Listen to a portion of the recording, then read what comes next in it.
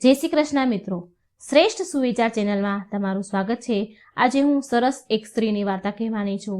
એક સોતન સ્ત્રીની વાર્તા છે અને એક દુઃખભરી સ્ત્રીની વાર્તા છે। આ વાર્તા તમને ખૂબ ગમશે, માટે તમે ધ્યાનથી સાંભળજો। એક સમયની વાત છે કે એક ગામમાં એક પતિ પત્નીની જોડી રહેતી હતી। પતિનું નામ રવિ અને પત્નીનું નામ ઇન્દુ હતું। તેમને બે બાળકો હતા, એક છોકરો અને એક છોકરી। એક છોકરાનું નામ રામ હતું અને તેની છોકરીનું નામ રાધા હતું। તે ઘણા નાના હતા। હવે મિત્રો, રવિની પત્ની જે ઇન્દુ હતી તે માનસિક રીતે બીમાર હતી। તે માનસિક રીતે બીમાર હોવાથી લોકો તેને પાગલ પણ કહી બોલાવતા હતા। હવે ઇન્દુનો પતિ રવિ વિચાર કરે છે કે ઇન્દુ તો માનસિક રીતે બીમાર છે, તેની હાલત કંઈ બરાબર નથી અને ક્યાંક એવું ન થાય કે તે મારા નાના બાળકોને નુકસાન પહોંચાડે। તે આવો વિચાર કરી અને એક દિવસ રવિ ઇન્દુને તેના પિયર મૂકી આવે છે અને કહે છે, હું તને થોડા દિવસ પછી લઈ જઈશ। આવું કહીને ઇન્દુને તેના પિયર મૂકી આવે છે અને પાછળથી રવિ બીજા લગ્ન કરી લે છે। ઇન્દુને આ વાતની કંઈ જાણ નથી। તે ઘણો બધો સમય તેના પિયરમાં રહે છે, પણ તેને એવી ખબર જ નહીં કે રવિએ મને છેતરીને બીજા લગ્ન કરી લીધા। ઘણો બધો સમય તે પિયરમાં રહે છે અને પછી એને થોડા દિવસ પછી એવી જાણ થઈ કે તેના પતિ રવિએ બીજા લગ્ન કરી લીધા। ભલે ઇન્દુ માનસિક રીતે બીમાર હતી, પણ તેના પતિ અને બાળકોને તે ખૂબ પ્રેમ કરતી હતી। જ્યારે તેને ઇન્દુને જાણ થઈ કે મારા પતિએ બીજા લગ્ન કરી લીધા, એ સમયે તો ઇન્દુ ઘણી બધી દુઃખી થઈ, બહુ રડી અને વિચાર કરવા લાગી કે આટલું મોટું દુઃખ આપ્યું મને, આટલો બધો દગો કર્યો મારી જોડે, મને અહીં પિયર મૂકી અને મારા પતિએ બીજા લગ્ન કરી લીધા। તેને તો બહુ આઘાત લાગ્યો અને તે ખૂબ રડે છે। તેને ખૂબ દુઃખ થાય છે કે મારી માનસિક બીમારીના કારણે મારા પતિએ મને છોડી દીધી।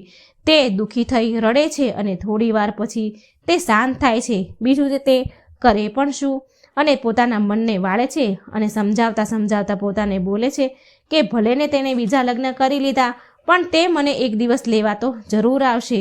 ઇન્દુને રવિ પર વિશ્વાસ છે અને એવો વિશ્વાસ રાખીને બેસી રહે છે। ઇન્દુ તેના પિયરમાં તેની ભાભી, તેની કાકી પાસે, બધા પાસે જાય અને એ બધાને જ એવું કહે છે કે મને વિશ્વાસ છે મારા પતિ મને એક દિવસ તો જરૂર લેવા આવશે। ઇન્દુના માતા પિતાને પણ બહુ દુઃખ હતું કે તેનો જમાઈ તેની દીકરીને અહીં પિયરમાં મૂકી અને તેને છોડી દીધી અને બીજા લગ્ન તેણે કરી લીધા। પણ તેની છોકરી ઇન્દુને તે લોકો બહુ સાચવતા હતા। તેને કોઈ વાતની કમી એને રહેવા નહોતા દેતા। ઇન્દુની માં હંમેશા ઇન્દુને કહેતી રહેતી કે તારો પતિ તને એકવાર જરૂર લેવા આવશે, તું ભગવાન પર ભરોસો રાખ। અને આવું સાંભળી ઇન્દુ ખૂબ ખુશ થતી, ખૂબ પ્રસન્ન થતી અને હસી ખુશીથી તે ઘરના બધાના કામ કરવા લાગતી હતી। આમ ને આમ તો ઘણો સમય નીકળ્યો, પણ તે એવી જ આશા રાખીને બેસતી કે મારા પતિ મને જરૂર લેવા આવશે। અને મિત્રો, તમે જોયું હશે કે માતા પિતા માટે સૌથી મોટી પીડા એ હોય છે કે લગ્ન પછી પણ દીકરી તેના પિયરમાં રહે, તેના મા બાપ પાસે રહે, તેનો પતિ તેને છોડી દે અને હંમેશા માટે તેની દીકરીને તેના પિયરમાં રહેવું પડે। આ પીડા તો અસહનીય હોય છે। દીકરી માટે પણ તેના પિયરમાં રહેવું તેના માટે પણ આ ખૂબ પીડાદાયક વાત હોય છે। અને એકવાર ઇન્દુની માં વિચારે છે કે હું જઈને જમાઈને સમજાવું, રવિને જ સમજાવું કે તે ઇન્દુને પાછી બોલાવી લે। આવું વિચારી અને ઇન્દુની માં તેની દીકરીના સાસરે ગઈ જમાઈને મળવા માટે અને જમાઈને હાથ જોડીને કરગરીને વિનંતી કરીને કહે છે કે મારી દીકરી પર આટલો મોટો જુલમ, આટલો બધો અત્યાચાર ન કરો, તે ખૂબ દુઃખી છે, તમે તેને બોલાવી લો તો તમારી ખૂબ કૃપા રહેશે। તે તમારી આસ લગાવીને બેઠી છે કે મારો પતિ મને જરૂર લેવા આવશે, કૃપા કરો, મારી દીકરી ઉપર થોડી દયા કરો અને મારી દીકરીને તમે પાછી બોલાવી લો। આવી રીતે કરગરી એટલે રવિ માની ગયો। રવિ તેની સાસુને કહે છે, સારું, વાંધો નહીં, હું થોડા દિવસ પછી ઇન્દુને લઈ જઈશ। અને એની માં તો ખુશ થઈ ગઈ અને રાજી ખુશીથી એ પાછી ઘરે ગઈ અને ઇન્દુને બધું કહી સંભળાવ્યું કે તારા પતિ તને લેવા આવશે થોડા દિવસોમાં। અને ઇન્દુ તો ખૂબ ખુશ થઈ ઉછળ કૂદ કરવા લાગી અને તેની ભાભી, કાકી, તેના પરિવારવાળાને, કુટુંબવાળાને, ગામવાળાને બધાને કહી વળે છે કે મારા પતિ મને થોડા દિવસોમાં લેવા આવવાના છે। અને તેની બાજુમાં ઘરની બાજુમાં તેની સહેલી પણ રહેતી હતી. તેને પણ કહ્યું કે મારા પતિ મને લેવા આવવાના છે. તેની સહેલી પણ ખૂબ ખુશ થઈ. અને આ તરફ રવિ તેની સાસુના કહેવા પ્રમાણે ઇન્દુને એક દિવસ લેવા માટે જાય છે. અને ઇન્દુને ખબર પડી કે આજે મારા પતિ મને લેવા આવવાના છે. તો ઇન્દુને તો ખુશીનો કોઈ પાર ન રહ્યો. અને તેના પતિએ પતિ માટે તેને સારા સારા ભોજન પકવાન બનાવ્યા, તૈયાર કર્યા. અને તેની સહેલી પાસે જઈ અને તેની સહેલીને કહે છે કે આજે મારા પતિ મને લેવા આવવાના છે, માટે તું મને સરસ તૈયાર કરી દે, મને સજાવી દે, મારો શૃંગાર કરી દે, જે જોઈને મારા પતિ જોઈને મને ખુશ થઈ જાય. ઇન્દુની સહેલી ઇન્દુને લાલ રંગની સાડી પહેરાવે છે, ખૂબ સરસ તૈયાર કરે છે, સજાવે છે, શૃંગાર કરે છે. ઇન્દુ તો ખૂબ સુંદર લાગે છે. અને પછી તે પાછી ઘરે આવે છે તો તે જુએ છે કે તેના પતિ આવી ગયા છે. તેના પતિને જોઈને ઇન્દુ દોડી દોડી તેના પતિ પાસે જાય છે.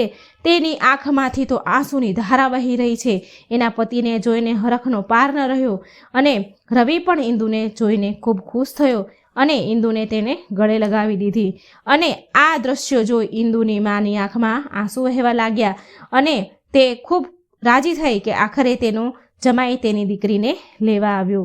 ઇન્દુ તેના પતિ રવિને સારું સારું ભોજન જમાડે છે. અને રવિનો પતિ ઇન્દુને કહે છે કે તું તારો સામાન તૈયાર કર, પેક કર, અને આપણે હવે આજે જવાનું છે, માટે તું તૈયાર થઈ જા. અને ઇન્દુ પછી તેનો સામાન ભરે છે અને રવિ સાથે મોટરસાયકલ પર જવા નીકળી જાય છે. હવે ઇન્દુ તેના સાસરે આવે છે. સાસરે આવી અને તે તેના બાળકોને જુએ છે.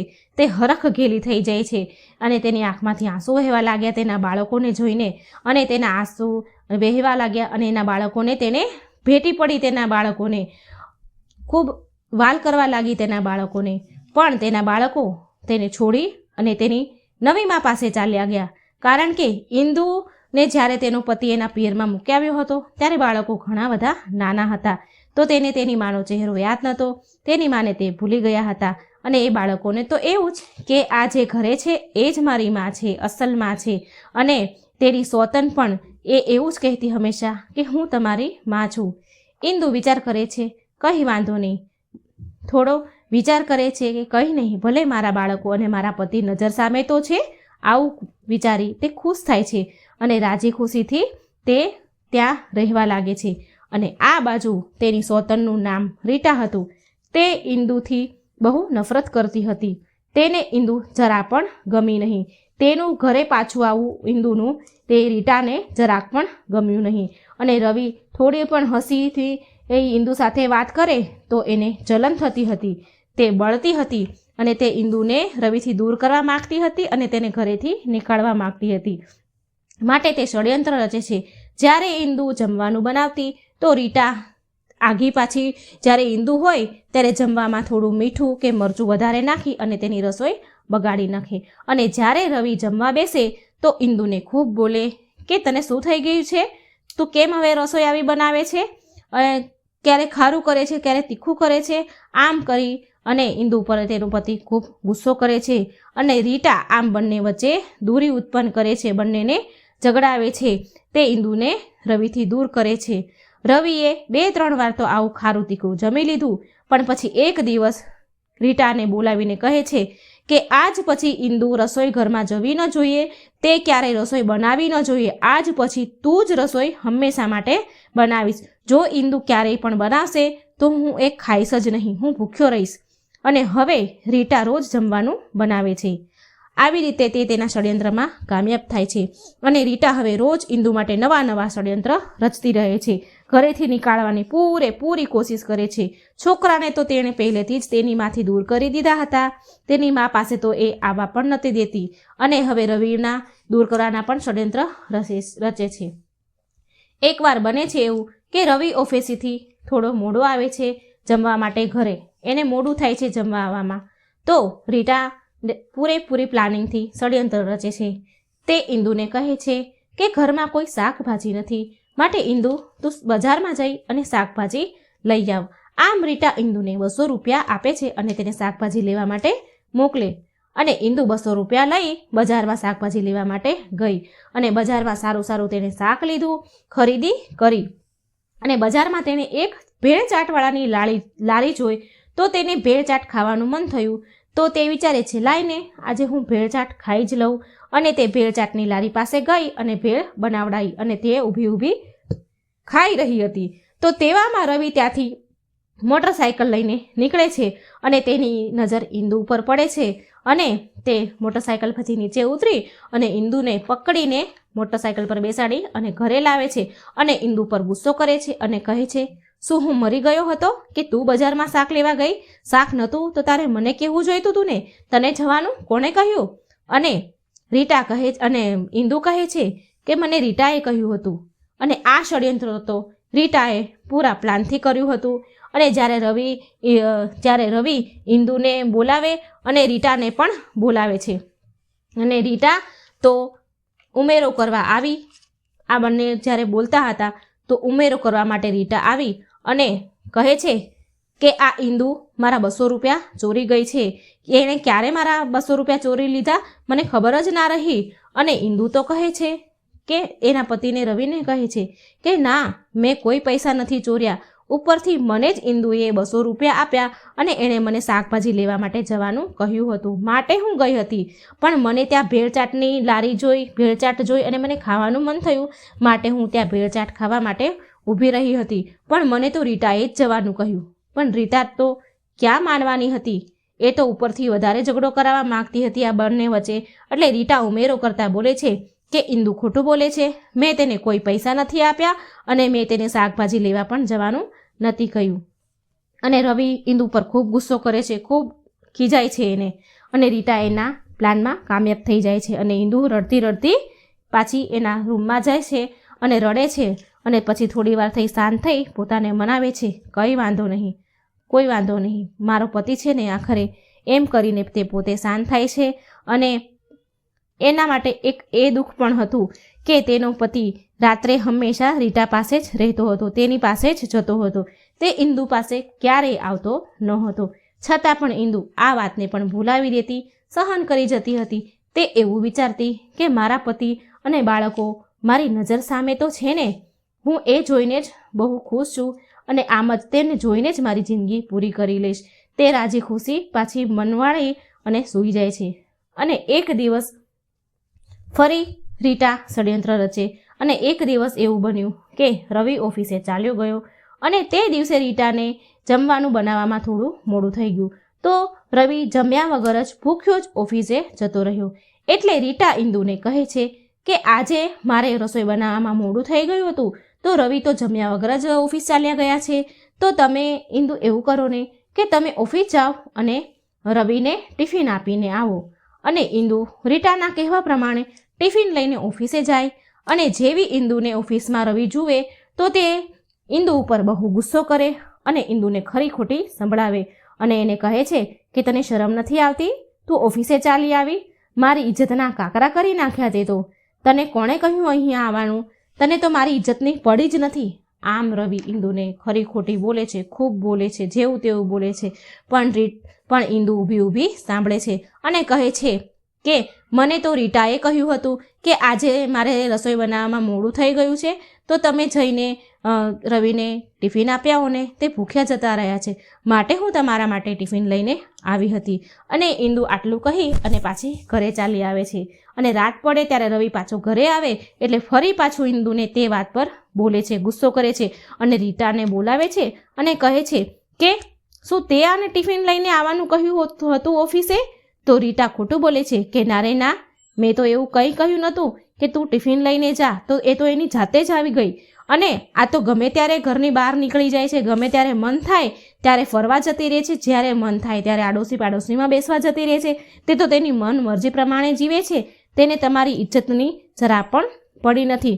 જો તમે મારું માનો ને તો આને તેની માના ઘરે તેના પિયર મૂકીને આવો, નહીંતર આ તમને ક્યાંય નહીં રહેવા દે, તમારી બદનામી કરશે.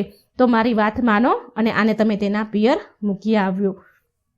ઇન્દુ તેના પતિને હાથ જોડીને કગરીને કહે છે કે મેં કોઈ ખોટું નથી કર્યું, મેં કોઈ પણ એવા કામ નથી કર્યા જેથી તમારે શરમાવવું પડે, જેનાથી તમારી બદનામી થાય. તમે મારી વાત માનો. આ બધું ષડયંત્ર રીટાનું છે. તે ખોટું બોલે છે, તેણે જ મને આવવાનું ઓફિસે કહ્યું હતું. તો પણ રવિ કંઈ એની વાત થોડી માને. તે તો રીટાની જ વાત હંમેશા માનતો હતો અને રવિ ઇન્દુને પાછો તેના પિયર જઈને મૂકી આવે છે. હવે ઇન્દુની જિંદગીમાં તો દુઃખ જ દુઃખ આવ્યું. તે ખૂબ દુઃખી થવા લાગી અને એક તો આમ તો તે માનસિક રીતે બીમાર જ હતી, તેનાથી તો તે પીડાતી હતી અને ઉપર જતાં હવે આ પણ દુઃખ આવ્યું. તે તેના સાસરે તેના પતિને અને બાળકોને જોઈને તો ખુશ રહેતી હતી, પણ હવે તો તેની તે ખુશીનું કારણ પણ ન રહ્યું. તે વિચાર્યા કરે છે કે રીટા તેના ષડયંત્રમાં કામયાબ થઈ ગઈ અને મને મારા પતિ અને બાળકોથી દૂર કરી દીધા, મને ઘરેથી બેઘર કરી દીધી અને મને મારા પિયરમાં છોડી દીધી. આમ તે ખૂબ રડે છે, દુઃખી થાય છે અને પછી શાંત થઈ જાય છે. તે તેની ભાભીઓ પાસે, કાકીઓ પાસે, પરિવાર પાસે જઈને રડે છે અને શાંત થઈ જાય છે. પણ થોડા દિવસ માટે ભાભીઓ તો તેને સારી રીતે રાખે છે અને પછી તો તેની ભાભીઓ પણ તેનાથી મોઢું ફેરવી લે છે.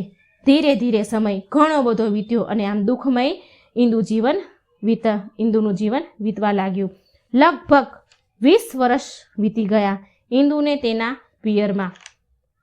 હવે ઇન્દુ તો વૃદ્ધ થઈ ગઈ, ગરડી થઈ ચૂકી હતી અને આ તરફ તેના ભત્રીજા પણ મોટા થઈ ગયા હતા અને તેના ભાઈઓ અને ભત્રીજાઓ ને આ ઇન્દુ ગમતી ન હતી. તો તેણે એક જગ્યા પર નાની એવી ઝૂંપડી બાંધી દીધી અને તેમાં એક ખાટલો નાખી દીધો અને સમય થાય ત્યારે રૂખી સૂખી રોટલી તેને તે ઝૂંપડીમાં જઈને આપી દેતા હતા અને જ્યારે પણ જમવાનું આપે ત્યારે તેની ભાઈ, તેના ભાભી, ભત્રીજા મેણા ટોણા માળે અને તેને જમવાનું આપતા હતા.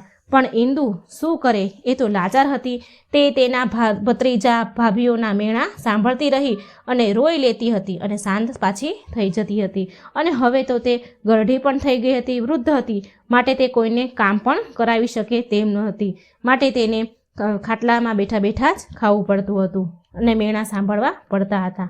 અને હવે આ તરફ જોઈએ તો ઇન્દુના છોકરા મોટા થઈ ગયા હતા, તેના છોકરા જવાન થઈ ગયા હતા. તેનો છોકરો રામ ભારતીય સેનામાં ઓફિસર બન્યો અને તેની છોકરી રાધા ડૉક્ટર બની ગઈ હતી. રવિ અને રીટા વિચાર કરે છે કે આપણા બંને છોકરી અને છોકરો કામયાબ થઈ ગયા છે, હવે સારું એવું કમાતા થઈ ગયા છે, તો આપણે એક આપણા કુટુંબજનોને પાર્ટી આપીએ, એક મોટી પાર્ટીનું આપણે આયોજન કરીએ.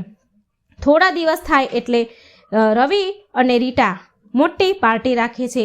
પાર્ટીમાં બહુ બધા લોકોને આમંત્રિત કરે છે, સગાવહાલા બહુ તેડાવે છે અને પાર્ટીમાં નાચ ગાન જમણવાર બધું જ રાખે છે. તેના ઘરે પાર્ટી ચાલી રહી હતી. રાત્રિનો સમય હતો અને એક તરફ રામની તબિયત અચાનક બગડી ખરાબ થઈ અને તે રૂમમાં જઈને સૂઈ ગયો. પણ તેને બહુ બેચેની થઈ રહી હતી, તેને સારું નહોતું લાગતું. તો તેણે એવું વિચાર્યું કે પિતાજીની તિજોરીમાં દવાઓ છે, તો લઈ જઈને હું થોડી દવા પી લઉં તો મને ઠીક થઈ જાય, મને આરામ થઈ જાય અને હું પાર્ટી જોઈન્ટ કરી શકું. તો આવું વિચારીને રામ તેના પિતાના રૂમમાં જાય છે અને તેની તિજોરી ખોલે છે. જ્યાં તે રામ તિજોરી ખોલે છે તો તેના પગમાં એક ફાઇલ પડે છે. તો તેણે ફાઇલ ઉપાડી અને તે ફાઇલને ખોલીને જોયું તો તેમાં તેના જન્મનું પ્રમાણપત્ર હતું અને તેના જન્મના પ્રમાણપત્રમાં તેના પિતાનું નામ રવિ અને માતાનું નામ ઇન્દુ શર્મા લખ્યું હતું. અને રામ આવું જોઈ અને તેના તો હોશ ઉડી ગયા અને તે વિચાર કરવા લાગ્યો કે આનો મતલબ તો એવો છે કે મારી માં રીટા નથી, મારી માનું નામ તો ઇન્દુ છે, તો મારી માં કોઈ બીજી છે, આ નથી. પણ તેણે આ વાતની જાણ તેના પિતાને ના કરી અને બીજો દિવસ થયો એટલે રામ તે હોસ્પિટલમાં ગયો જ્યાં તેનો જન્મ થયો હતો. તેણે હોસ્પિટલમાં જઈને બધો રિપોર્ટ ડૉક્ટરો અને નર્સ પાસેથી નીકાળ્યો અને તેમને પૂછ્યું કે શું આ વાત સાચી છે કે મારી માતાનું નામ ઇન્દુ શર્મા છે?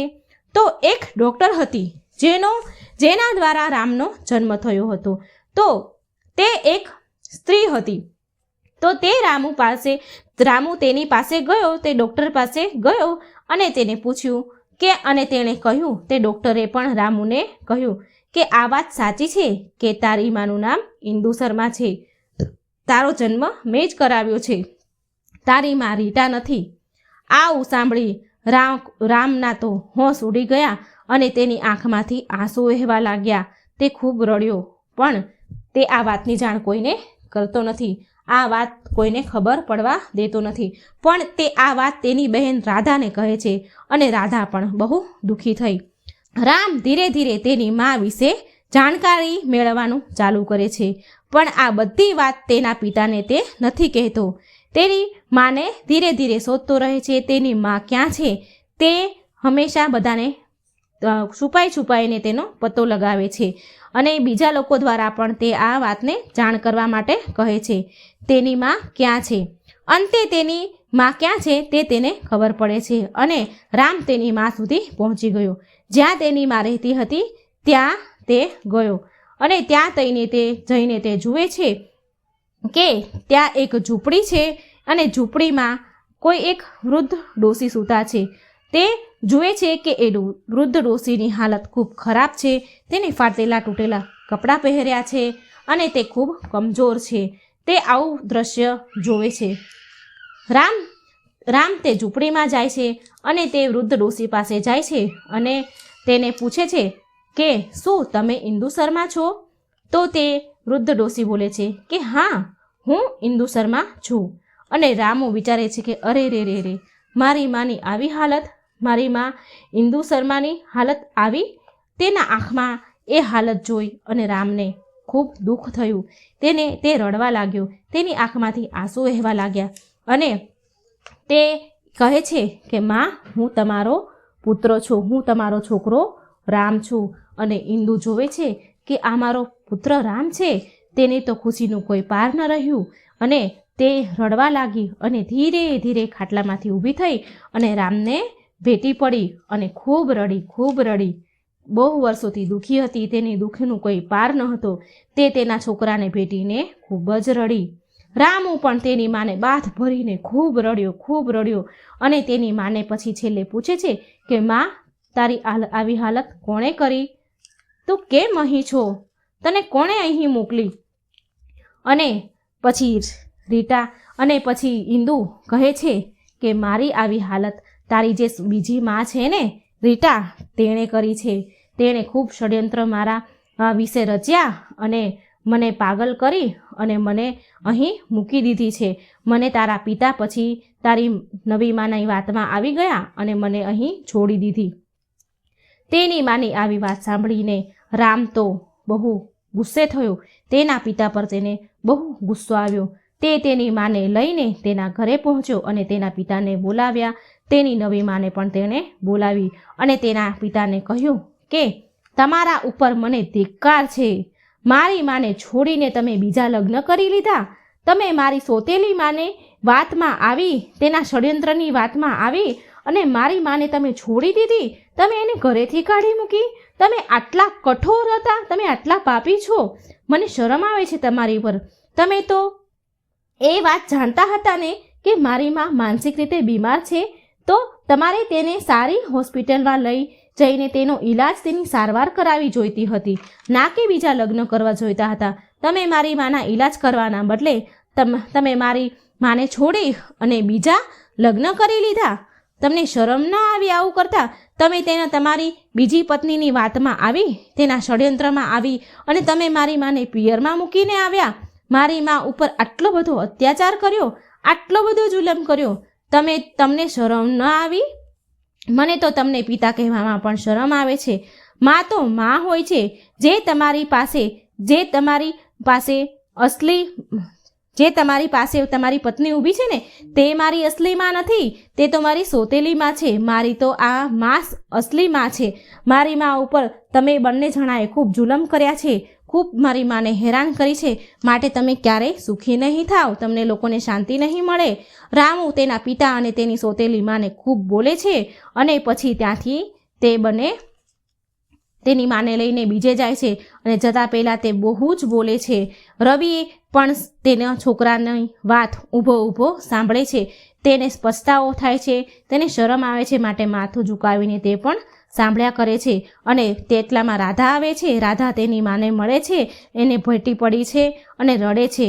અને પછી બંને મા દીકરી વહાલ કરે છે, એકબીજાને જુએ છે અને પછી રામુ અને રાધા તેની માને લઈને ત્યાંથી ચાલ્યા જાય છે અને બીજી જગ્યાએ એક મોટો બંગલો ખરીદે છે અને તે બંગલા ઉપર રામ તેની માનું નામ લખાવે છે ઇન્દુ ભવન. અને તેની છોકરી એક ડૉક્ટર હતી, માટે તેણે પણ એક મોટી હોસ્પિટલનું નિર્માણ કર્યું અને તેણે તેની હોસ્પિટલનું નામ રાખ્યું ઇન્દુ હોસ્પિટલ. હવે અલગ બંગલામાં બંને છોકરો છોકરી તેની માને સાચવે છે, ઇન્દુને બહુ સાચવે છે, તેની બહુ સેવા કરે છે.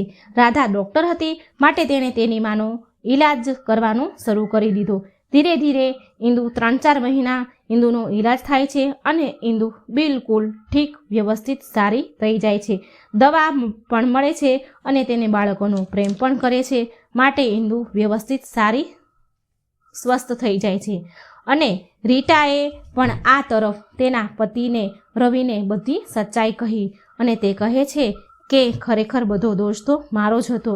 હું જ ઇન્દુ વિરુદ્ધ ષડયંત્ર કરતી હતી, કારણ કે મને ઇન્દુથી નફરત હતી. તે પાછી આવી માટે એ મને જરાય ગમી નહીં, માટે મેં એની તરફ ષડયંત્ર રચ્યા હતા. પણ હવે તો આપણે ગરઢા થઈ ગયા છીએ, વૃદ્ધ થઈ ગયા છીએ, માટે આપણે હવે આપણા બાળકોની જરૂર છે.